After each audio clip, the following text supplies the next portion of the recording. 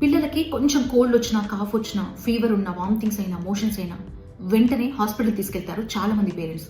ఇంకొంతమంది parents home రెమెడీస్తో సరిపెడతారు. ఇంకొంతమంది గూగుల్లో చూసి రకరకాల మెడిసిన్ తెచ్చి వేస్తుంటారు. కానీ ఆ పేరెంట్స్ మాత్రం బాబుకి వామిటింగ్స్, మోషన్స్, ఫీవర్ ఉందని వెంటనే హాస్పిటల్ తీసుకెళ్లారంట.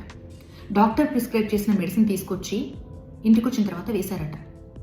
గంటలోపే బాబు ప్రాణాలు కోల్పోయాడు. అభం శుభం తెలియని ఆ బాలుడు ఇక లేడు.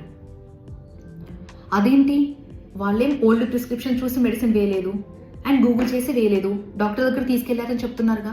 డాక్టర్ ప్రిస్క్రైబ్ చేసిన మెడిసిన్ వేస్తే ఎందుకు ప్రాణాలు పోయాయి అని మీకు డౌట్ రావచ్చు. డాక్టర్ సజెస్ట్ చేసిన ఆ మెడిసిన్ తీసుకొచ్చి వేసే ముందు పేరెంట్స్ ఒక్కసారి కూడా క్రాస్ చెక్ చేయలేదంట. అవి ఎక్స్పైరీ డేట్ అయిపోయిన మెడిసిన్ అంట.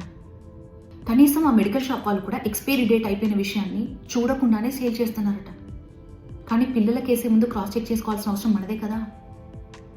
మీ పిల్లలకి మెడిసిన్ వేసే ముందు ఖచ్చితంగా ఎక్స్పైరీ డేట్ చూసి వేయండి. అసలు ఎప్పుడు మ్యానుఫ్యాక్చర్ అయింది, ఎప్పటి వరకు డేట్ ఉంది, వేయొచ్చా లేదా, 1-2 సార్లు క్రాస్ చెక్ చేసుకోండి.